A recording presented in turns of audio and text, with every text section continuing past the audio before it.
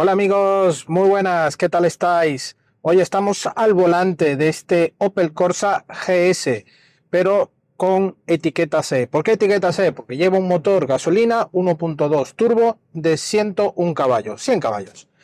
Esto asociado por supuesto a una caja manual de 6 velocidades y un interior, un diseño renovado, ya todo bastante bien fusionado con el grupo Stellantis. Ya hemos probado este Corsa en otra versión, pero tocaba darle un poco de atención a esta versión, que creo que es la versión con más atractivo a nivel de compra y recomendado para el uso diario, incluso, ¿por qué no?, de uso para todo, ¿no? Para viajar incluso, ya que tiene un compendio bastante equilibrado para este compacto. Así que nada, comenzamos con el vídeo y conocemos más a fondo este nuevo Opel Corsa 2024 1.2 100 caballos. Acompáñeme.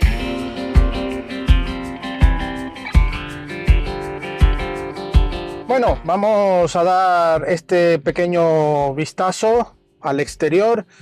Ya hemos probado este coche, pero bueno, aquí vamos a hablar un poco otra vez sobre esta nueva filosofía en Opel, con el nuevo diseño frontal, con esta parrilla totalmente en negro brillo que ofrece, pues bueno, una dinámica bastante atractiva para estas nuevas generaciones de Opel, con el nuevo formato de ópticas, un lateral donde ya encontramos esa silueta más compacta de cuatro puertas. En realidad son 5 puertas por ser compacto. Vemos estas llantas específicas de este modelo GS, que son en acabado bitono y le da un aspecto muy atractivo al conjunto. Luego en la saga encontramos unos pilotos traseros alargados, con un diseño más horizontal, que bueno, dan esa anchura necesaria a esta saga. Y por supuesto vemos en la parte alta un techo totalmente en negro brillo que llega hasta el final, rematando con un pequeño alerón también en negro brillo, dándole ese toque personalizado, ¿no?, al conjunto. Esto, bueno, ofrece todo un diseño bastante acorde a lo que estamos viendo a día de hoy.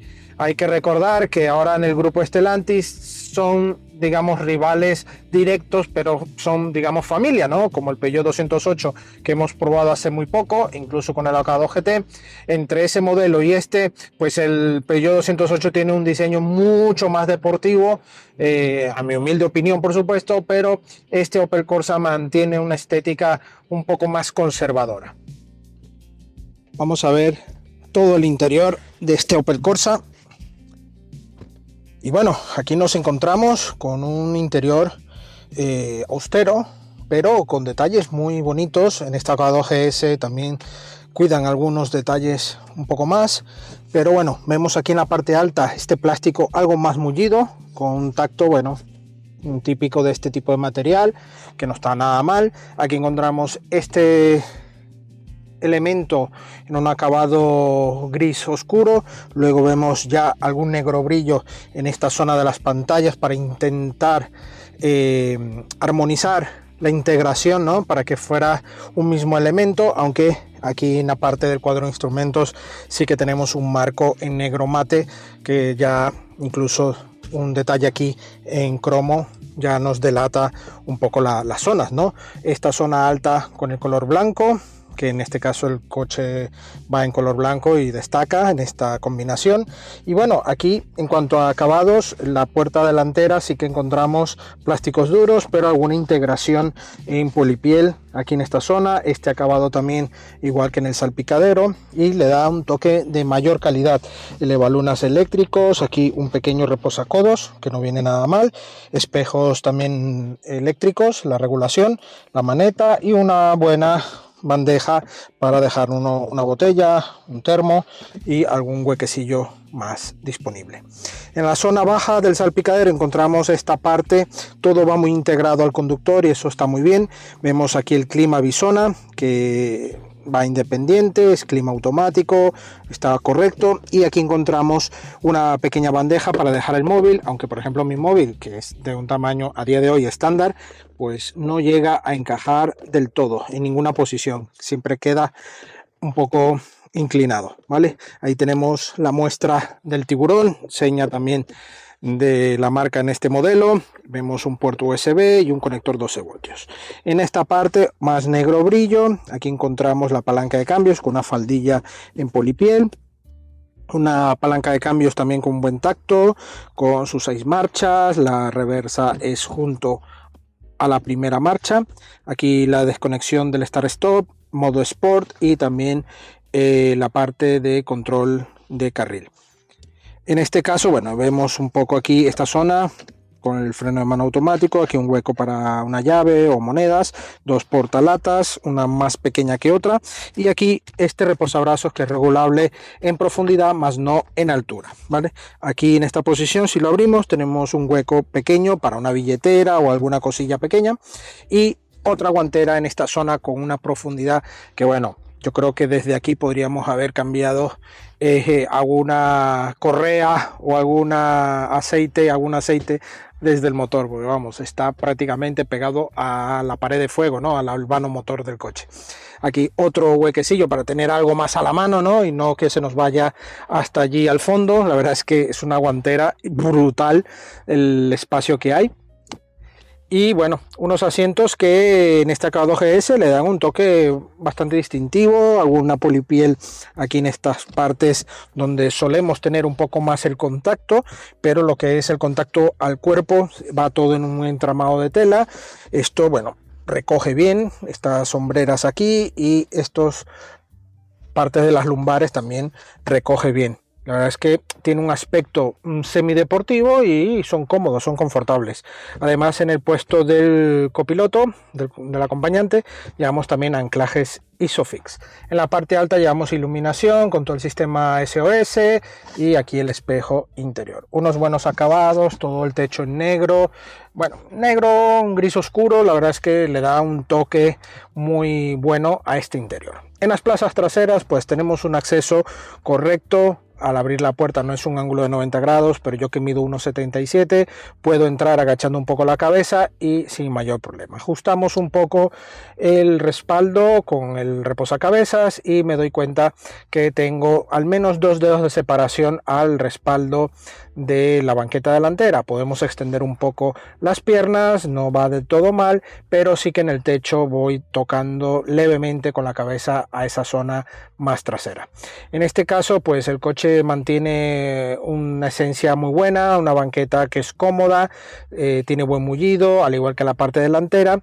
Para las familias tenemos anclajes ISOFIX, eso sí va con una cremallera para poder acceder a estos anclajes y no dañar el tapizado y facilitarnos el uso también de estos anclajes ISOFIX. Los acabados, pues aquí en estas puertas traseras son materiales también muy plástico de marca generalista, no hay ninguna inserción como en la parte delantera, pero está correcta.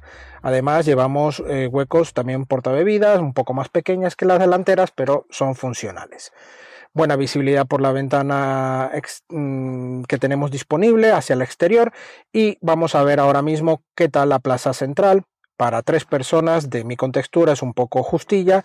Si es verdad que la banqueta delantera, al ser algo mullidas, no me molesta demasiado las rodillas, pero voy pegando en ellas, así que para viajes puntuales se podría apañar, pero no es un coche con concepto de llevar a 3 adultos de mi contextura en estas plazas traseras. El maletero tiene unas buenas formas como buen coche compacto, su capacidad mínima está en el entorno de los 309 litros y una capacidad máxima, batiendo los asientos en formato 60-40, 70-30, ¿vale? De unos 1081 litros. La verdad es que tiene una buena capacidad para ser un compacto. La capacidad del depósito de combustible está en 44 litros y sí llevamos filtro de partículas, pero etiqueta C. Bueno, al volante de este Opel Corsa GS, con el motor 3 cilindros en línea turbo, gasolina, etiqueta C, caja manual de 6 velocidades, desarrolla 101 caballos y 205 Nm par. Un coche que por cifras, bueno, son bastante austeras, un coche muy tranquilo de llevar, ¿no? No son prestaciones para un coche más alegre. Aún así, tiene un buen desarrollo.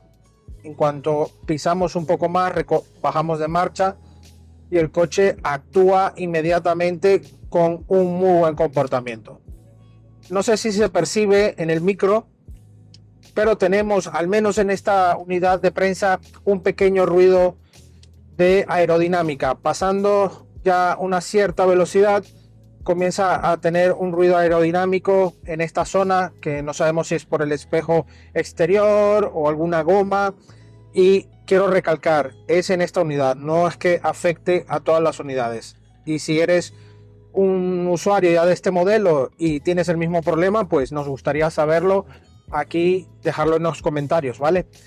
El coche tiene un buen comportamiento, una suspensión acorde al segmento, absorbe bien las imperfecciones, el tarado de lo que es el chasis en cuanto a la suspensión y dirección es noble, es un coche fácil de llevar.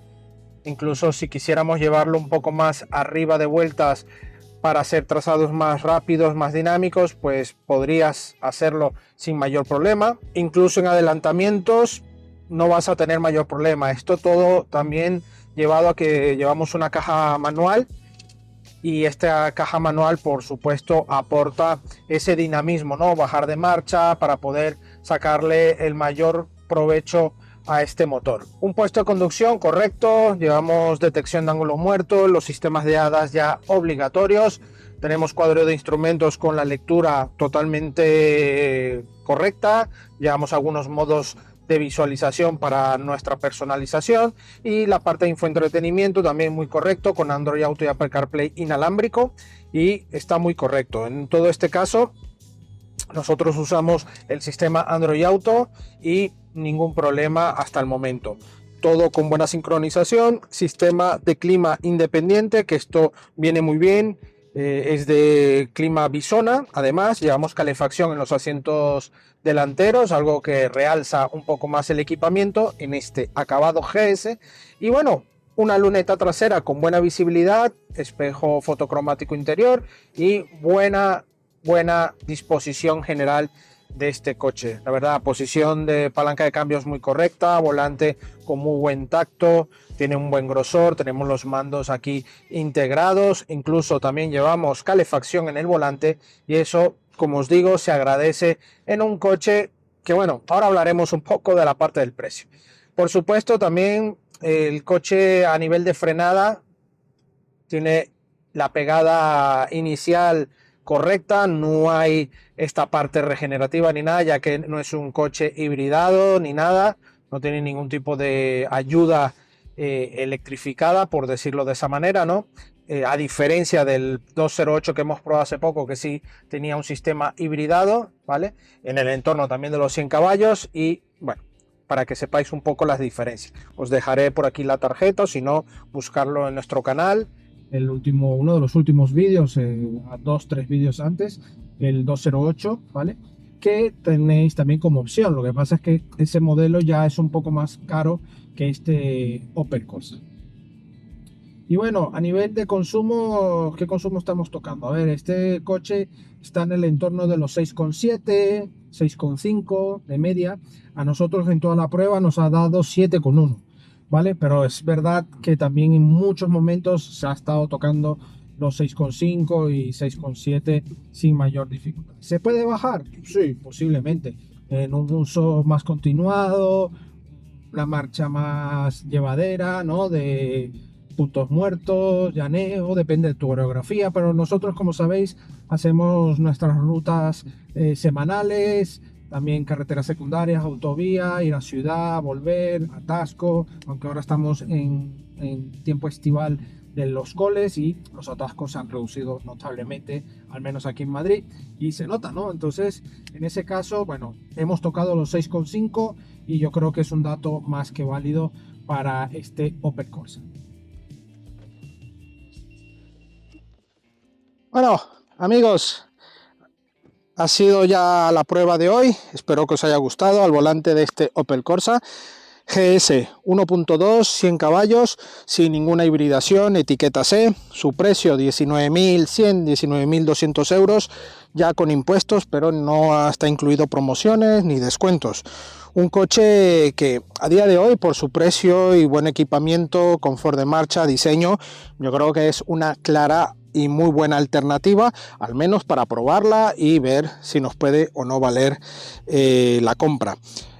Sus consumos es lo que yo veo un poco altas con respecto a otros rivales, pero si enfocamos sobre todo el tema que no está hibridado, son consumos bastante buenos y aceptables, ¿no?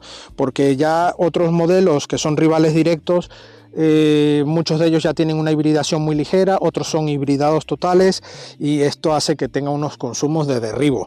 Y si estás buscando eso, pues obviamente los rivales que compiten en este segmento de compactos, pues lo tienes un poco más claro para ese nivel.